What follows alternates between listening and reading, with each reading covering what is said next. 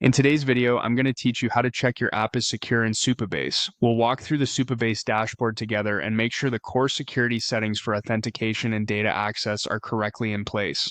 Start by opening the Supabase dashboard in your browser and signing in. From the main view, head to Projects. If you have a lot of workspaces, use the search bar to quickly find the project you want to review. If you're starting from scratch, you can create a new project, then come right back here to follow along. Once you see your project in the list, click it to open the project dashboard. Next, open the authentication section. This is where you manage how users sign up, sign in, and what rules apply to requests. Inside authentication, go to Policies. Policies are the guardrails that determine who can read or write data. Here, enable row-level security. Turning on RLS ensures that every table query must pass an explicit policy before any rows are returned, which prevents accidental public access to user data. When prompted, confirm by clicking Enable. After this, remember that no one, including authenticated users, can see or modify data unless a policy allows it. That default deny stance is what keeps your application safe. As you design policies, start with least privilege and grant access intentionally. Common patterns include allowing users to read and write only rows they own, based on a user identifier, and providing read-only access where appropriate.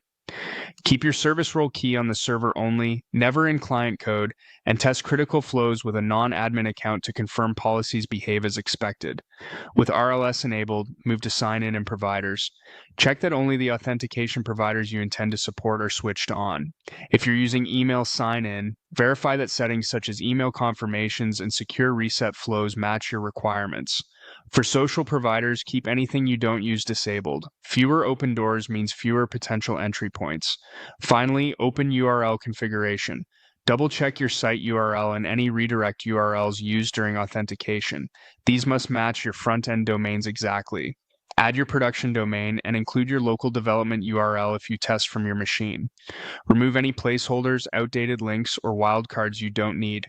Correct URLs ensure tokens are sent only to trusted destinations and prevent redirect-based issues during sign-in. That's it. You went to your project, reviewed authentication, enabled RLS, confirmed the change, checked your sign-in providers, and verified your URL configuration. With these essentials locked down, your Supabase app is far better protected while remaining flexible for future growth.